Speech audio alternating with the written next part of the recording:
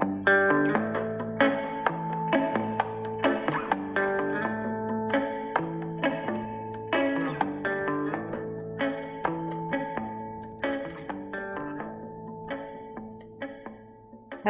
and welcome back to the Star Family Wisdom podcast. I'm Jenna, the founder of Star Family Wisdom and also a former global vice president for Whole Foods Market.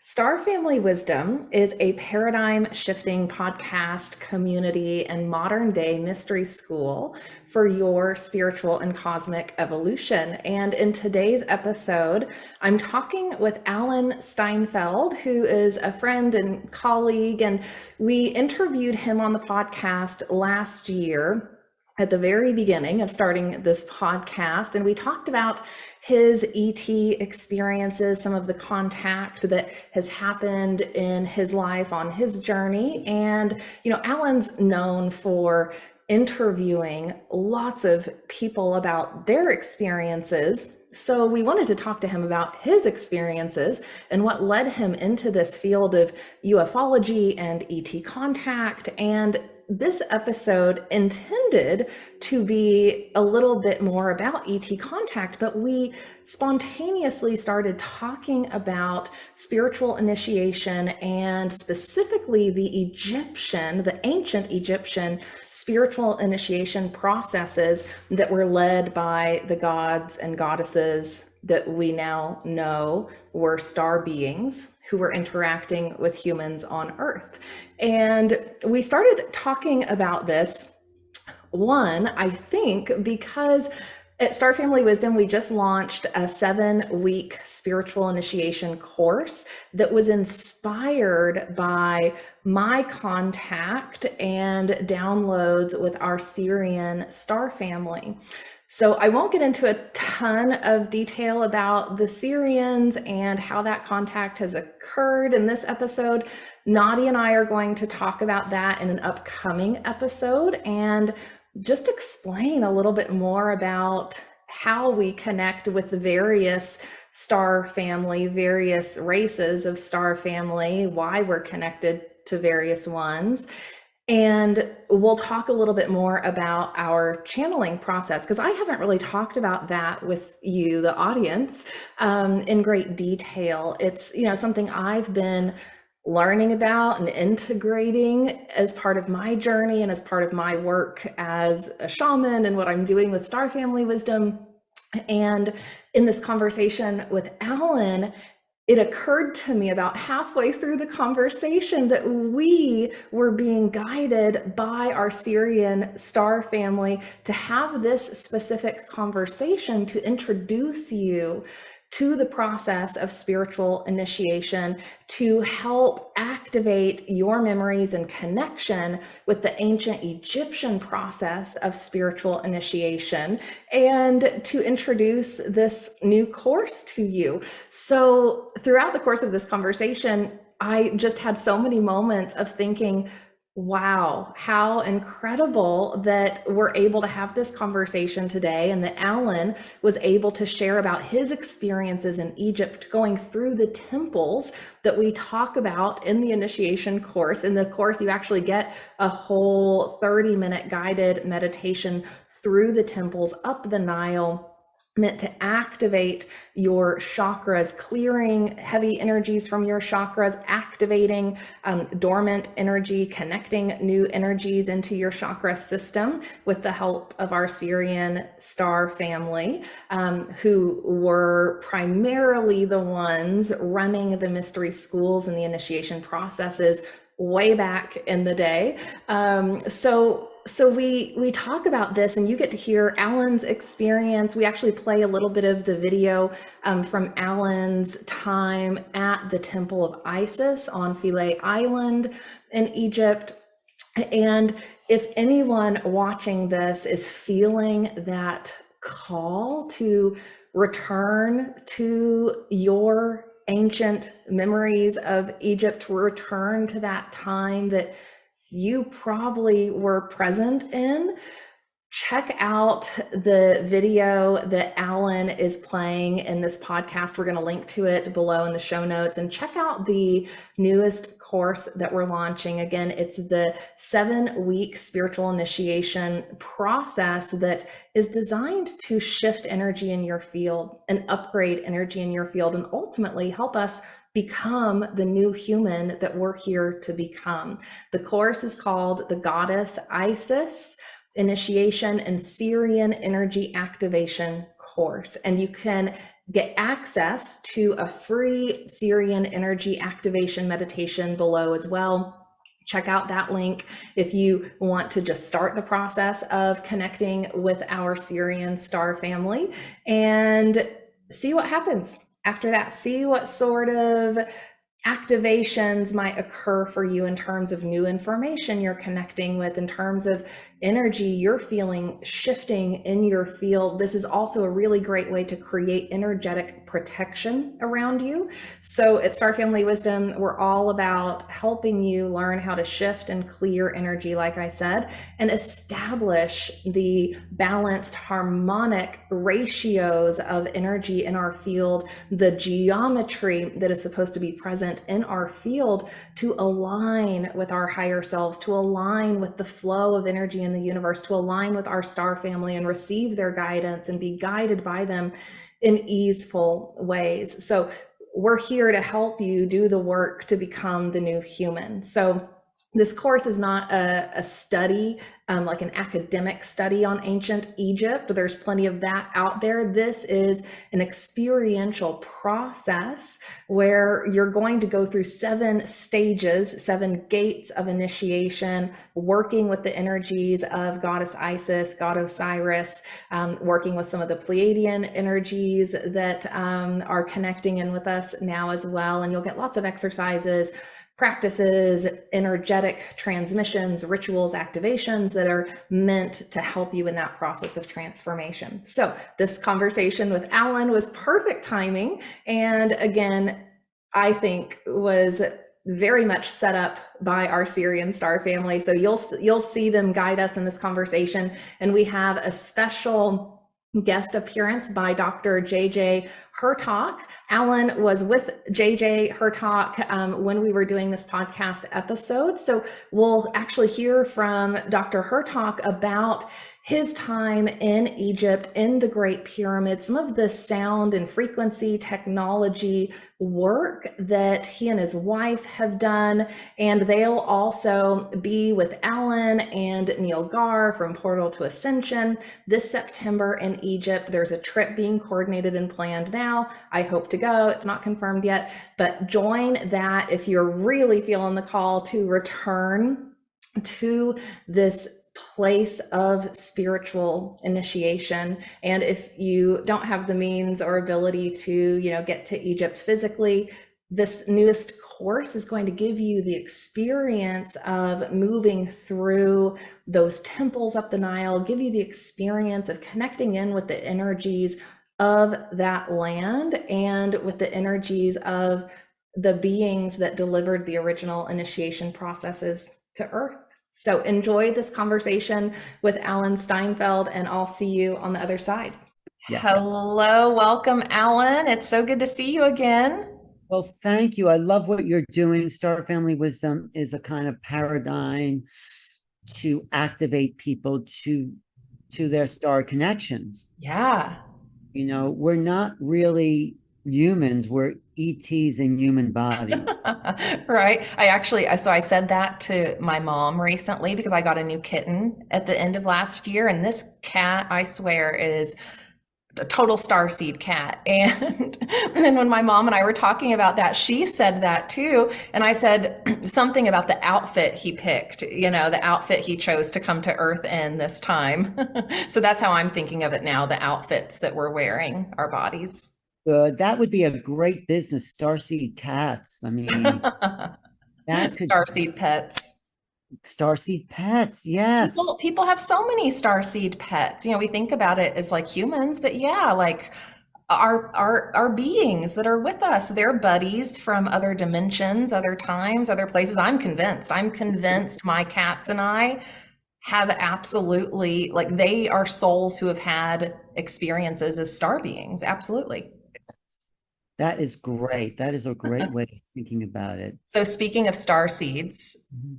I know you've been super busy over the last year. You released the Making Contact series, which we've got links to in the show notes for anyone who didn't get to access that yet. And you've like been on the scene with tons of star seeds at tons of events, and you are seeing the big picture of just how things are evolving. So I'd love to hear from you, like since our last chat, what's evolving? What are you seeing in the community that's shifting and changing? Like, what are you thinking about for this year? Yeah, I'm glad you asked that because you're right. There is something feels different about this year. I did this prediction show. People can look at that on my YouTube channel about these great astrologers, with these great astrologers, what they saw. And this is a time when Pluto's entering Aquarius. Aquarius is, I mean, I'm not really an astrologer, but Aquarius is the age we're coming into. And that is a star kind of destiny sort of planet. The other zodiac signs, the Piscean age was very much about drama. And we've had a lot of drama in the 20th century alone. So, and there's still a lot of problems going on. But as we move into the Aquarian age, and this is why the UFO world is connecting with the governments coming out with this, and there's more sightings worldwide. This is really the realization we're part of a bigger environment, the galactic, not the solar system, but one of the things I think 2012 did, that whole thing that came down with the Mayans, was saying like, yeah, we're in a bigger environment. People think, oh yeah, because that's all we really learn in elementary school, the solar system. But Right. when we discover that solar system is part of a bigger network of local galaxies, the I think they call it the Sirian cluster, because some people say our sun actually revolves around Sirius. And then what's our connection to that? And I just heard a talk by Gary Nolan, who's a geologist at Stanford, who says that DNA is older than the Earth itself. So we're connected to the stars. People say that in general, we're stardust. But the big thing I want to say in all these conferences I've done recently is there seems to be a culture emerging, a star people culture, if you want to call it that. And you're very much a part of that. Yeah, I got chills as you were talking about our DNA, and we were talking just before this about the shamanic initiation and the new Sirian Energy Activation course, and that's what we're doing. Like this year is about activating our new human DNA. I just got huge chills when I said that. It's about turning on what has been suppressed and dormant in us. And you know what? Speaking of Sirian, in the king's chamber of the Great Pyramid is the Sirian shaftway that points Points. directly to Sirius at a certain time of the night. And that energy is what I feel like the ancient Egyptians were really connecting to, Sirius. And what just so happens, I told you in the beginning of the show, we're taking a tour. Me, JJ and Desiree Hurtak, Neil Garportal to Ascension, Geraldine Orozco will be there, to Egypt. And you can find that out at Egypt Ascension Tour. Egypt Ascension Tour. I think that's it. I'll send you the link for We'll the put the links. Yeah, we'll put the links in the show notes. 10 days in Egypt, but it's all about, and it's not like a tourist, isn't that pretty kind of site, that will be part of it. We're doing initiations in these temples that were made for initiation. Yeah. When we say initiation, at least what I mean is that another level of consciousness is activated. So we start to cognize reality in a more evolved perspective. Yeah. It's all about perception. Some people see the world through this way, and some people see it Yeah. through that way. And when you open your mind, it's not that you see more, it's that you think differently. Yeah. That's what the initiates were about, the great adepts going into these star chambers, downloading sacred frequencies, and then shifting their perspectives to be masters. We're here to I be masters. I love that you're bringing this up because that is like the exact theme of the Goddess Isis Initiation and Sirian Energy course that we're launching. It's all about how we shift and clear all the heavy stuff we've been carrying so that we can activate all of that, those higher levels of consciousness. And I like to I say it sometimes like being able to see through the illusion of the physical. You know, you just start to see beyond the physical and you start to be able to read between the lines and see the symbology and everything, and sometimes start to see energy. I know that happened for you. You've been to Egypt quite a few times now, right? Or just It was, once? I remember every single step of the journey. Well, I was also videotaping, but I remember every single temple, the feelings I had. And I mean, it just sticks with you. A journey to Egypt. It's not like a journey to Florida or the Eastern. Much more profound, yes. It's something I felt very familiar. I mean, maybe a lot of people do. I'm sure a lot of people do, but it felt like, oh yeah, I know this place. And Yeah. I just love the desert and places like that. So Ancient memories. It's like your ancient memories are triggered. You feel home there. You feel like home. Yeah. yes, I Well, and do feel I'm for the audience, I'm hoping to go. I don't have it confirmed just yet, but I'm hoping to go on that trip. And a lot of the folks who are on the trip so far are also speaking at the Portal to Ascension conference in April in San Diego. So you'll be there, I'll be there, wow. and it's I can't remember how many speakers, but something like 30 speakers, I think, over the course of a few days, a long weekend.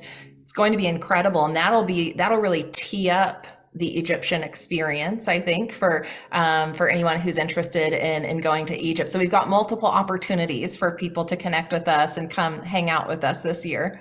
In Egypt, yes, definitely come to Egypt. It's going to be epic because we have JJ and Desiree they've been there multiple times. Yeah, yeah. Actually, they found underneath the Giza Plateau, there are these tunnels. Giza Plateau is where the Sphinx and the Great Pyramids sit. And and here, JJ wants to say what he can I bring JJ on for a second? Sure.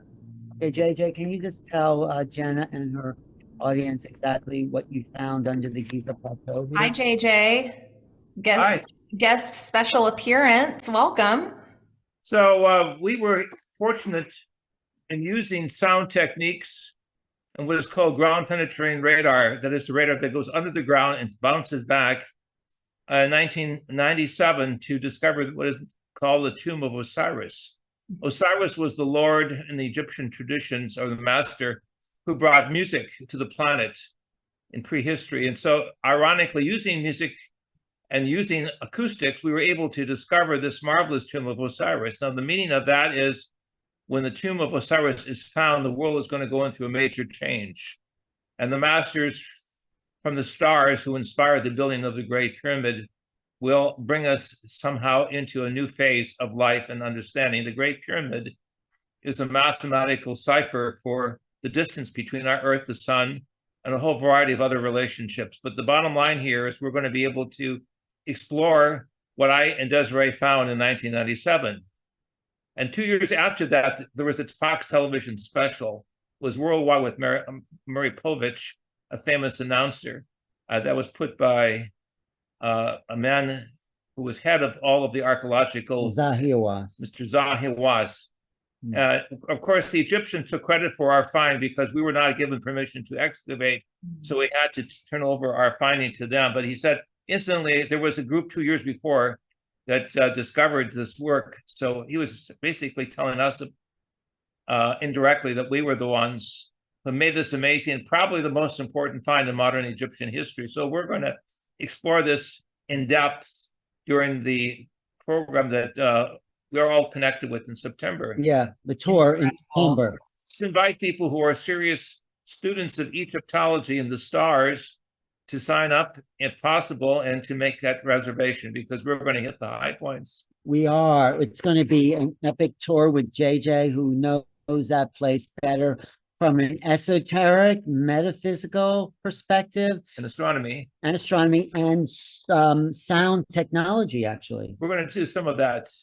Great. JJ, can I ask you a quick question before we let you go? So when you've been So doing what's your question? when you've been doing the sound work in the pyramid, have you ever had visitation from any beings? Have you ever interacted interdimensionally or otherwise? What have those experiences We been have like? that amazing event in the 1993, where actually before the Osiris finding, we were doing music inside the King's Chamber and inside what is called the Great Passageway, the Grand Gallery, inside the pyramid itself. And our song and musical techniques were so powerful that suddenly the Great Pyramid was filled with golden light. And we took a picture. Yeah. We have put it on a music cassettes called The Opening of the Great Pyramid. Beautiful. It was a sign to us that there was a higher dimension that would open, a golden light, that people who had the right musical training and the right meditation training could achieve. So to answer your question, yes, we had the experience of what I would call with one of the master teachers that provided the golden light phenomena. Actually, the Egyptian guards got afraid when this began to take place because the pyramid began to shake, which would explain that the pyramid, like many of the ancient structures, was built on a musical concept. That if you use the right vibration, dimensional doors open or other experiences of light take place. Stargates, yeah. I had a really interesting meditation experience last year where I found myself in the King's Chamber in the sarcophagus. And so I was really deep in meditation, and all of a sudden, I think it was an astral journey that happened, and I'm in the sarcophagus. A group of beings are around me. They close the lid. All of a sudden, the lid comes off, and I get out of the sarcophagus, and I'm in a pyramid, but it's not this one on Earth. It's a different pyramid. And I was surrounded by these other beings. It felt to me like what had happened was the sarcophagus is some sort of stargate where it can connect you interdimensionally with some other planet, some other sarcophagus. What do you know about that sort of thing, JJ? Coming out this year called Sound, SOUND, Sound.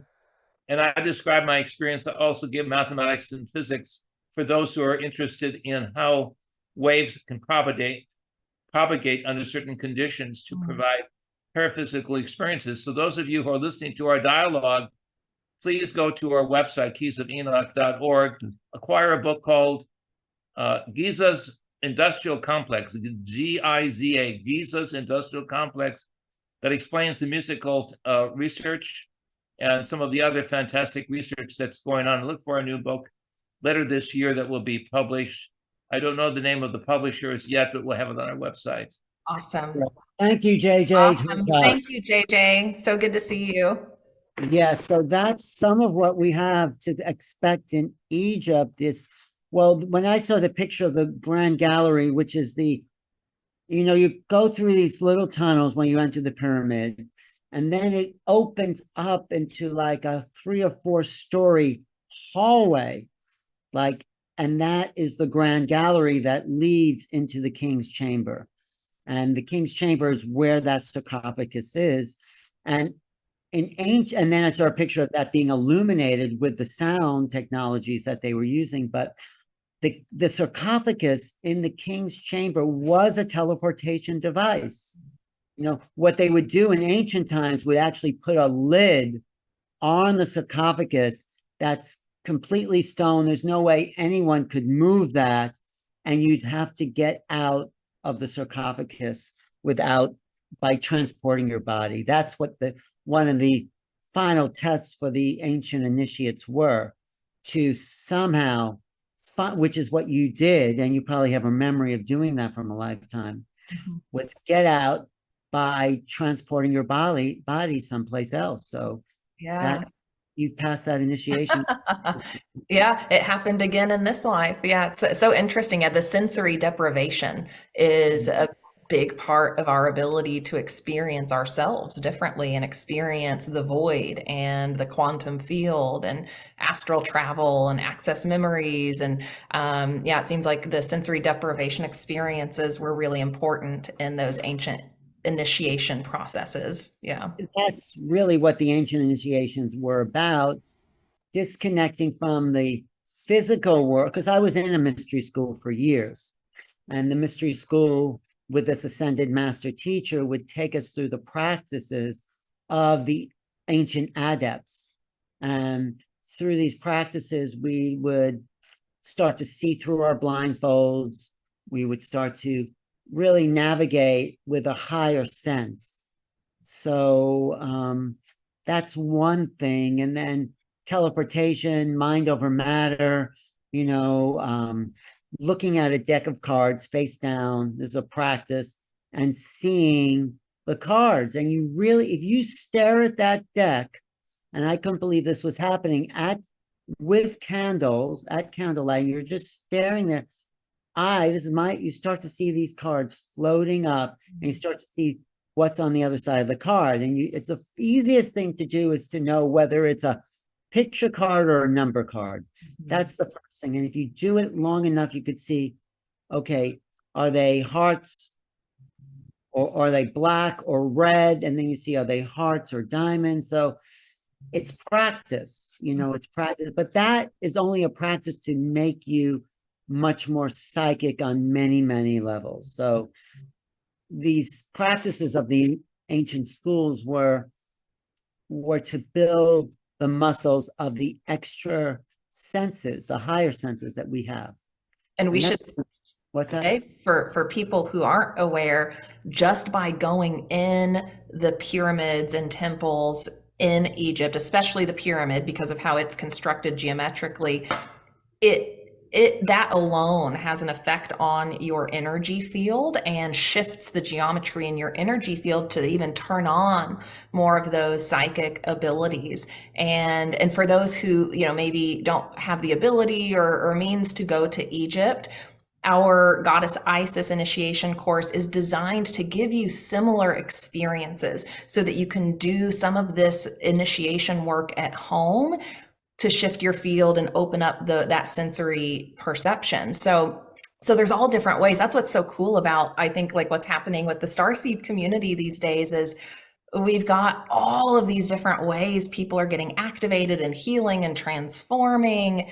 And then a trip to Egypt is like icing on the cake. Like Isis on the cake. Is that what you mean? Isis on the cake. I love it. Oh, but actually, can I show you a little bit of my Isis trip? And I'll send you this video. Sure. Because when I went in 1991, it was epic. This is the old picture of Isis. Oh, the sound is not. Mother of all things. Oh, mother of all things. Oh, mother of all things. Oh, mother of all things.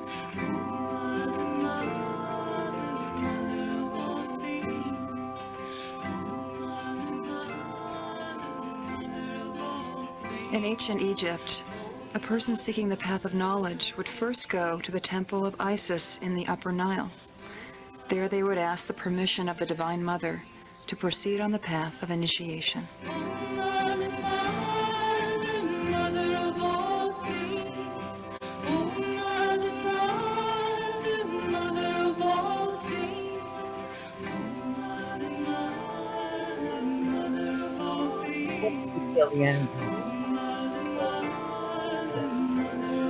Beautiful. Oh God, I got chills the whole time. I got chills the whole time JJ was talking, and I got chills the whole time that was playing.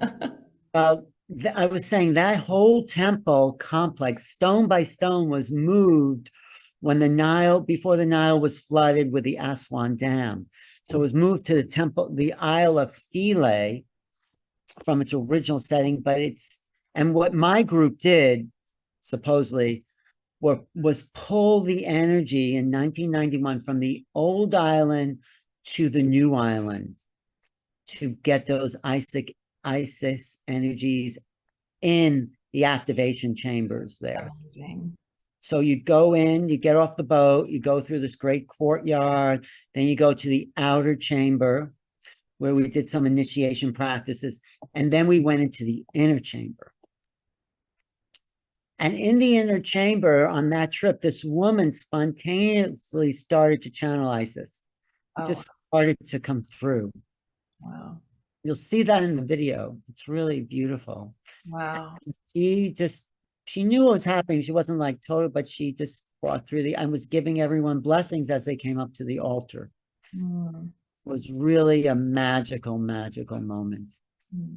So, I love this. yes. I love this conversation, Alan. This is so like special for me right now because of the work I've been doing with the ISIS energy and just reconnecting with these, memories of ancient Egypt. Last year was when I really started to access, all of the memory and all of the just knowing of my time in Egypt and the initiation processes that took place. So it's been a fun journey getting to this point where I'm, now offering it to others. And I'm here, and we did not plan this, by the way, for the audience. We did not exactly plan on talking about Egypt today, but clearly it wanted to happen. Clearly ISIS and Osiris are guiding the conversation. Yes. So this conversation is really about ancient initiation. Yeah. That's why we're going to Egypt for reenact. Sometimes in some lifetimes, the initiate gets so far and they're come back to complete their level of human initiation. And I think a lot of us are returning to these ancient temples because we know there's a part of us that is here to complete the human cycle. Yeah. The human incarnational cycle, because we are ancient initiates. I was just about to ask you why you think it's important right now to engage in these processes. And you just talked about karmic completion. Like it's like we're wrapping up like eras and eras of karma in this lifetime at this point, it feels like.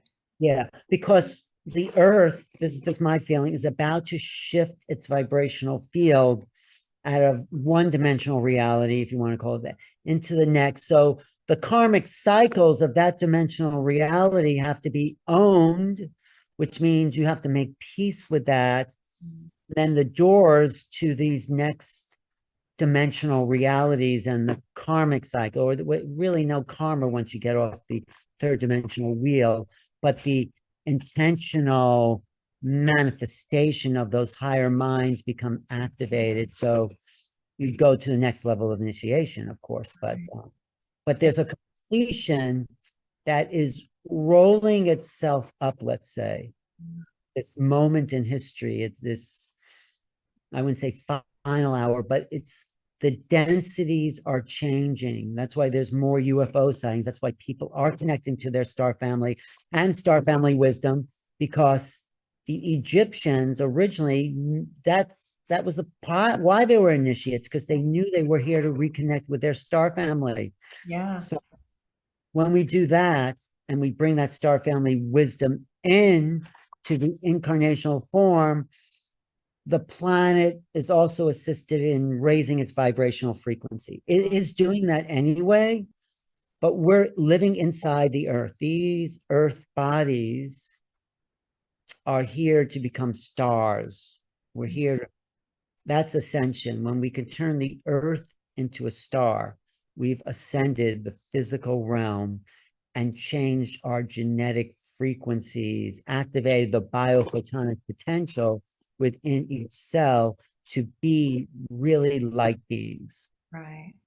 And So- we're doing the work right now to just get to the next stage of our evolution. It's like we're being prepared to be that new human that's going to usher in the next era of humanity and help clean this up on Yes, Earth. you already are that new human, right? Yeah, we all are. We all are here doing this work and having this You conversation. in particular, and many of us maybe, but you left the mainstream world where you were very 3D, and now you had this awakening of mind that you are the new you, that you wouldn't even, that person, whoever you were back then with Whole Food, would never even recognize. Nope. Nope. The consciousness shift that is possible. Oh my goodness. And I know a lot of people are going through this. I talked to someone earlier today who's in the midst of their awakening, and it's a lot to process. When you're going from, that very mainstream, state of consciousness to having so much more expansion, open up for you. Like, that's just a lot for the brain to shift and process and integrate, and it can be overwhelming, for people. I don't think you're given more than you can handle, so it True. may seem overwhelming, and it's a lot, yes, but well, this is the time. But it's necessary. It's the time. And that's exactly what we talked about. It's like, this is the time. We have to do it. It's like, it can be a little uncomfortable in the process, but we have to do this. We have to expand. You have to do it. Go back and go into recycled ignorance, as my teacher would say. You can go back, and you don't have to do it. I think it's much easier to do it than not do it. Some people say it's hard, but it's much easier than living in the old reality. Yeah. Yeah. So, and we're here you're providing your platform and your schools and your mystery schools to make it easier for people.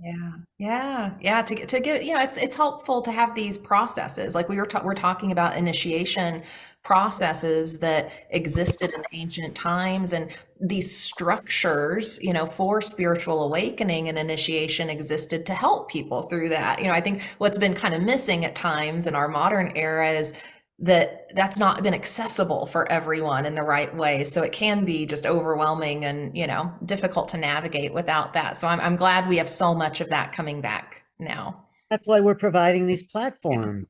I mean, because you're there, and you've just been activated recently to this ISIS awareness, right? Yeah. Last year was the big year it came through. Yeah. How'd you find it? It was, well, I had, Adam Apollo. So Adam Apollo and I met last year, and I had already been accessing lots of past life memories. I had already accessed some lifetimes from Egypt. I had already accessed memories from being a leader in the Eleusinian mystery schools in Greece. So I already knew, some of my soul history, but Adam and I have really extensive soul history together. I think he talked about that at the Star Beings conference, since I couldn't be there. And when we met, for both of us, that activated new layers of memories that we were able to then integrate and, process. And that's been really cool, having that experience. How that is when you meet certain people, that can be an activator because you shared a period of time as souls together. And so yeah, it was thanks to Adam Apollo that a connection, a past connection somewhere, don't you think? What's that? I think we have a connection. Oh, yeah.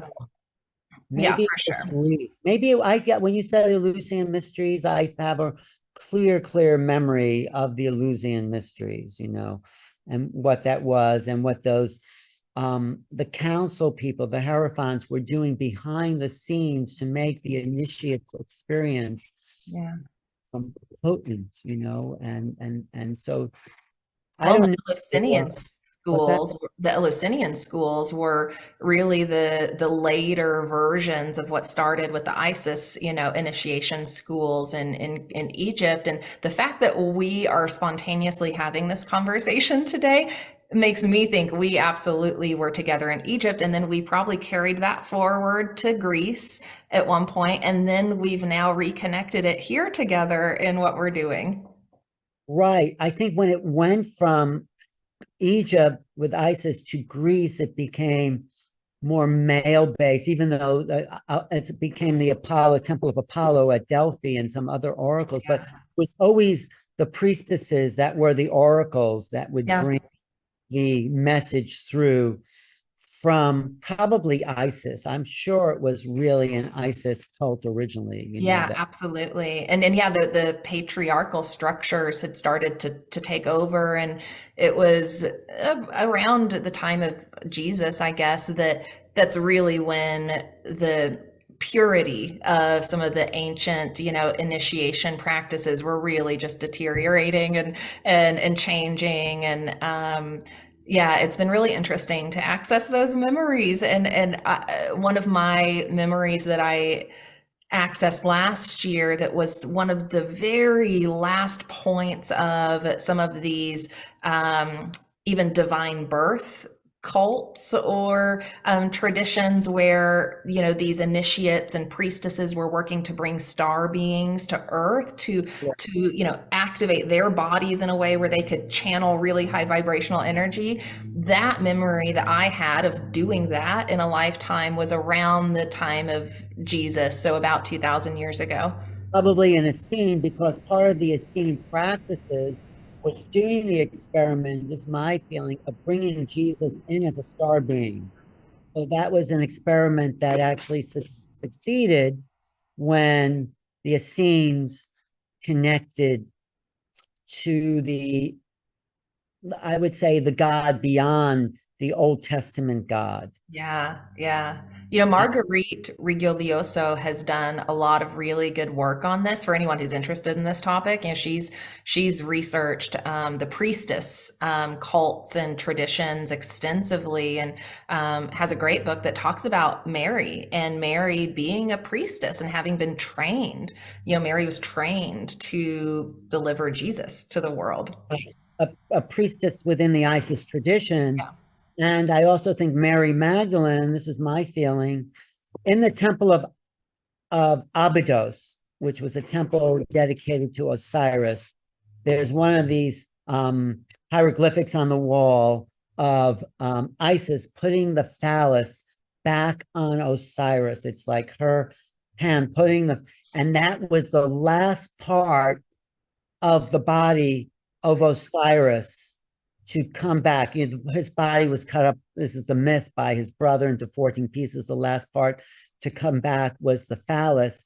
And when the phallus was complete, she had intercourse with that, and in her, she merged with Osiris, and Isis is what some people say, became one being, two beings in one body, and that became the divine birth of Horus. Horus, yeah. Horus was like the divine Christed child of Isis and Osiris, and but all the women, I think, in the Essene tradition were trained within the priestess of Isis, the priesthood of Osiris. So when Mary Magdalene, it says, was the first to see Jesus when after the crucifixion. I mean, I'm not really a New Testament scholar, but I know those stories. And Mary Magdalene, who I think was probably married to Jesus, at least that's what the Da Vinci Code and many people say, although J.J. doesn't agree with that, but I do.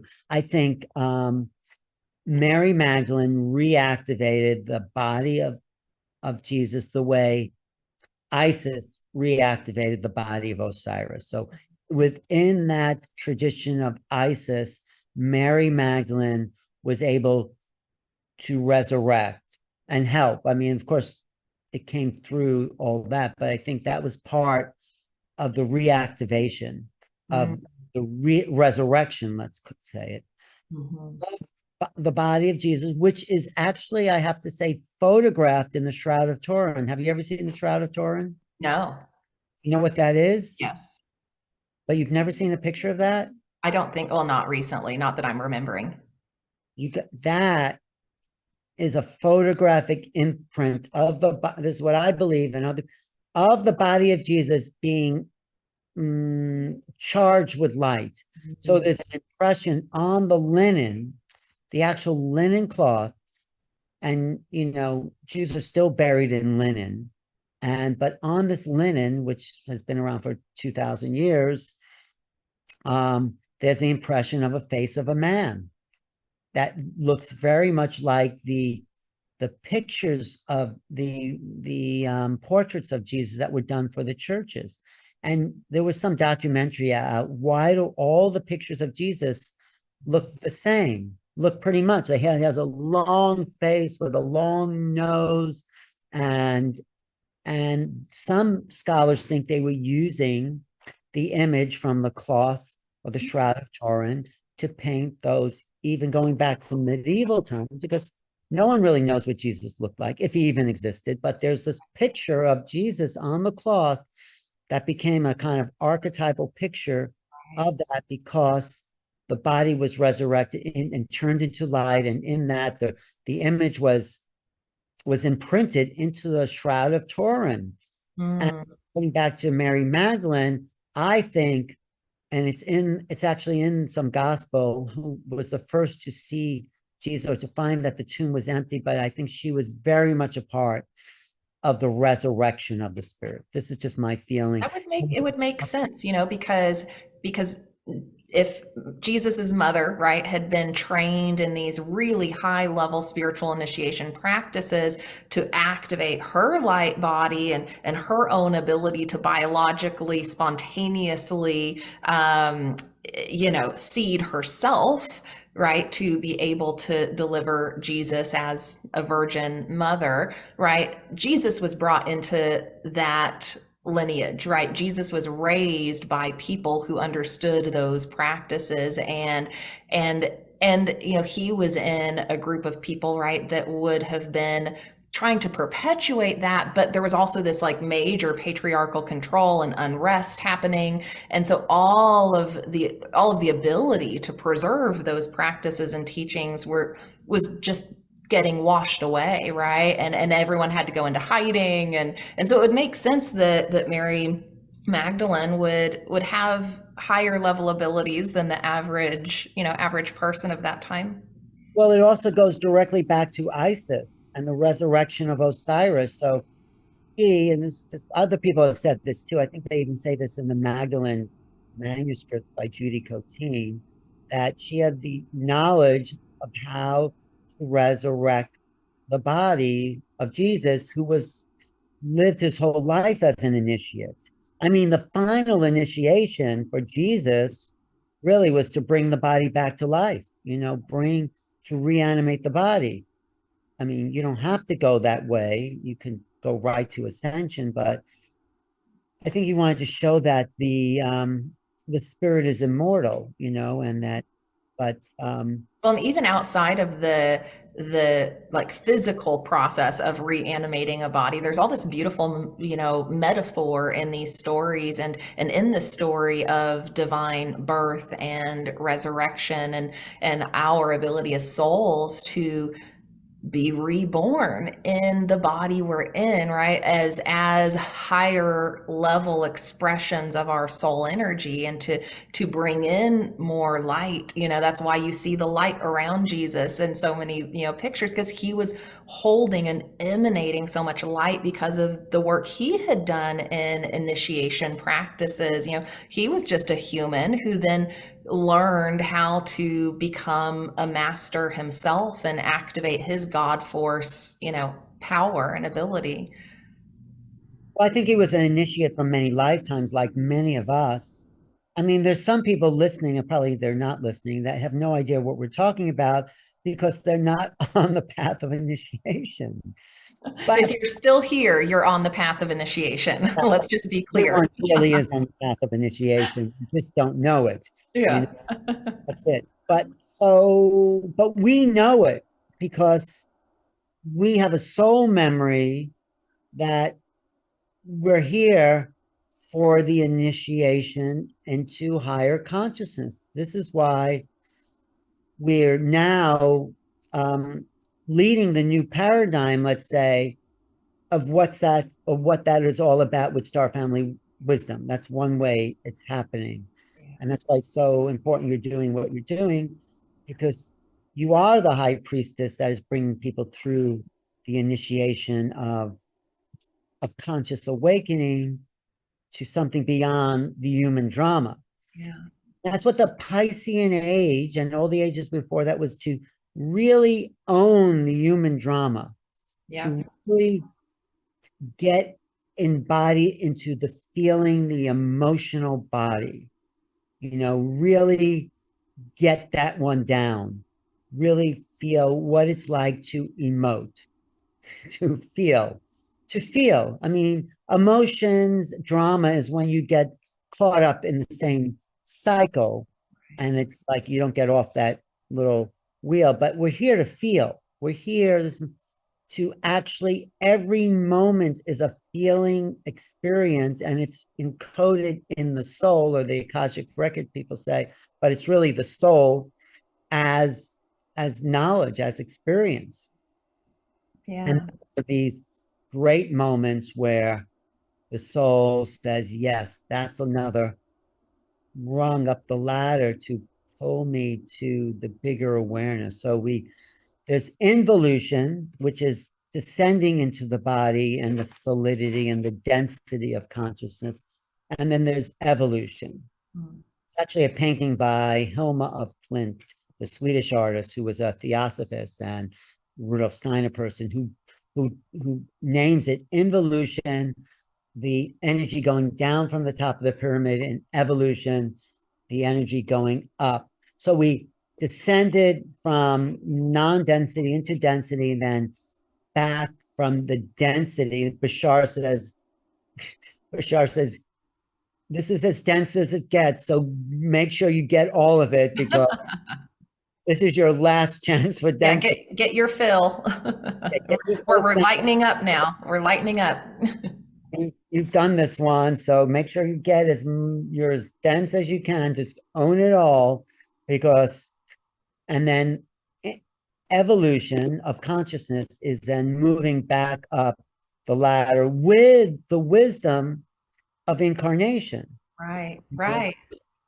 All the wisdom you learned as being an executive at Whole Foods was not just wasting your time to get here, but you were encoding the human dimension, all that comes with it, as owning the human experience. Right. And we need to experience, all aspects of it, right? Before we graduate, before we, move through that final completion process, like you're talking about, so many of us doing in this lifetime. And I love that you talk about ascension as evolution, because I think so many of us get caught up on this idea of this like really big, fast ascension. And really it's like, if you're evolving, if you're growing, if you're learning, if you're breaking those old patterns, you're ascending, like you're doing it. That is the ascension process. There's no like, I want to escape and ascend. There, you just bought yourself another lifetime. If exactly. No, there's no, it's like, you're not what Ramtha, who was a teacher of mine, says, everyone wants to ascend and no one wants to live. No, ascension comes from a life well lived. That's right. Oh, I love that. I love that quote of the year. Ascension comes from a life well lived. Which means you felt and owned and took responsibility for every single moment that's encoded in your Akashic records, and the good, the bad, and the ugly. You have owned that and said, yes, I know what that feels like. And then you can look at everyone, everyone, the young and the old, the rich and the poor, and men and women. You could say, yes, I've been that. I know that. I know what that feels like. And if you come across something you don't know, then you study that. But that's only half of it. The other reason, this is just my philosophy, and it's also something Ramtha says that I don't think anyone really ever really understood, is that we're here to make known the unknown. I love that. Yeah. What does it mean to you? To make known the unknown? Yes. To embody, I think, to me, like what just comes to mind initially is that's like to just embody more of who we really are, because so much of what is unknown to us as humans in this third dimensional experience is the truth of who we are and our source and those higher vibrational emanations that can come from us. And so it's like that's been the unknown, and we can embody more of that and bring that into our experience of reality. Exactly. That's part of it. I'm not saying I have the right answer. I don't know. I'm just guessing. Part of it, as I see it, and what you said was great, is that we're also the fingertips of God. Mm-hmm.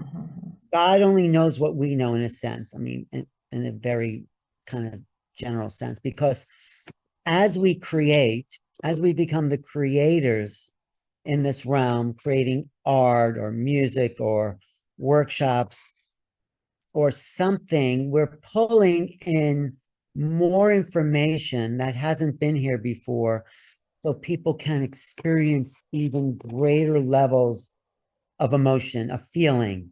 Right. And when we write a song or create something new, which is full of feelings, that allows people to experience more. So we're here to experience new feelings, we're pushing the envelope of the unknown, because we are experiencing we're bringing in more feeling sense into the human experience. We're here to feel. So that's my understanding of the reason of initiation. I love it. One of my favorite books about this is called The Red Lion. Do you know The Red Lion? No, I've not read that one. My God, that is the book for initiates. Okay, well, Red Lion. It was originally written in Hungarian by Maria Sapas. There's actually a reading of it on Brian Scott's YouTube channel. I actually recommend it. I have very beautiful with that book, I have to say. I found that book in a outhouse in Hawaii. Who bought this? That was there in Maui because this woman who knew that she was going to die or something, bought that book for all her friends who performed this. Oh, wow. Ritual. And that book was left in the outhouse that I used in Maui. And then I brought that book to the Ramtha School, and it was going out of print in English, and somebody I knew bought the rights and saved that book from being lost in the ages. You know, it kind of feels like the universe has a sense of humor when we're on this spiritual journey and we're going through the steps of initiation, like finding the initiation book in the outhouse, you know? It's like there's just all these little moments that happen in life like that just seem kind of silly and funny, but are meaningful at the same time, because it you know, pushes you on the path and gets you to take the next step. The universe totally has a sense of humor. Love it. So, and if we don't want to lose our sense of humor. I joke with the universe all the time now, and so if anyone like ever sees me talking to myself, if I'm out in public, that's usually what I'm doing. I'm just talking to the universe and having a conversation. And I was telling a friend recently, when I had one of those moments of just like seeing the humor in life and how things unfold, I like winked at the universe. I was like, I see what you're doing here. I see how this works. Jenna, you are the universe. Well, I know, but isn't that also the humor in it too? Like winking at yourself? You know, it's so weird. I just said your name was Jenna. I get these doubling effects where I talk to two people in the same day. I just talked to this woman named Jenna before. Who oh, wow. The Crystal Skull. And it's like, that happens. I talk to two people, or they get the email. I don't know why that is, but it's a kind of synchronicity. Yeah, like yeah. Up to me and names. And it happens all the time with different names. I get like 3 emails from someone named Steve, and they're all stacked up on my email list, all from different people emailing me the same day. I mean, it's kind of ordinary, but I think it's always strange. Patterns. There's some connection there. There's some connection there. About synchronicities that are about this other level. Yes. Well, and I think that's a fun thing, to kind of maybe wrap up on, the benefits of going through the spiritual initiation process. Alan, you've been on the journey for a while now, and you've been you've been an initiate for many lifetimes. So, what to you are some of those fun benefits that you are now finding in life? Like what has changed for you as you've gone through this process? Well, just one of the fun benefits, Deborah Giusti, she's writing a Uh-huh. book, Tips to Ascension, or the benefits of, I said, well, what about the benefits of ascension? I said, one of the benefits of ascension, once you ascend the body, turn into light, is no more laundry. So anyway. Well, that's a benefit of getting off the karmic wheel. No more laundry on earth. No more eating out, it's like eating light. No more Oh, waiting in lines. Just I love it. imagine.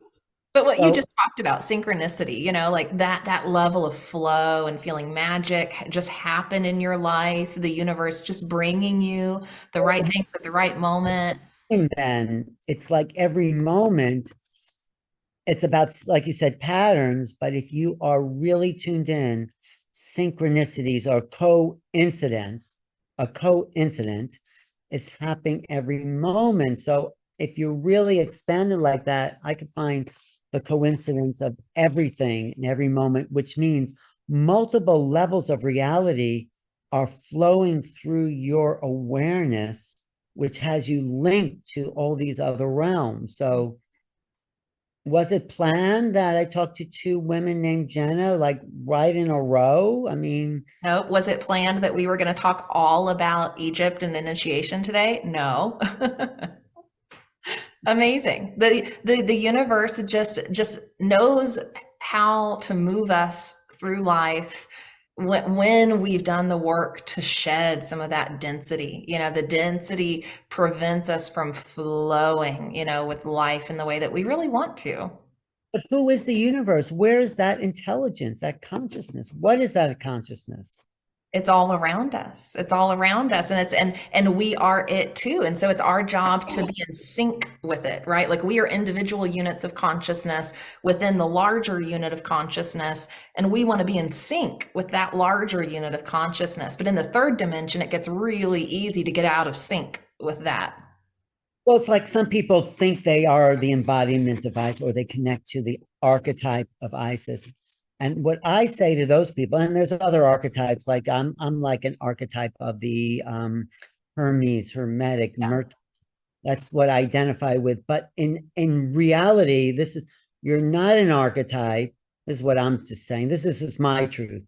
That those great beings, you're a fractal of those greater beings. Like you, as Isis, are a branch of a tree that is actually the Isis essence. So it's not archetypal at all. I think that's a psychological misunderstanding. You actually are the fractal of that Isis. And the more you get away from the Jenna laden personality, there's nothing wrong with the personality. But once you start to lose the identification, you merge more with the Isis energy, you move more closer to the trunk of that tree, where the total embodiment of that divine essence flows through you as Isis. Right. That's ego dissolution is what we're talking about. And like that's part of the process of spiritual initiation, is to do the work to really dissolve our ego as much as we can in this life, and allow those greater forces, emanations of the divine to, become us. So yeah, I love that we're ending on that note, the like embodying more of our divine nature, embodying more of our wholeness, really. Because we are it. We've just forgotten the aspects that we are. Not forgotten. I don't think forgotten is the right word. I think we are here to remember density, to bring it back to source. We're So, here to make it known again. Yeah. yes, we're making known the unknown. Yeah, I love it.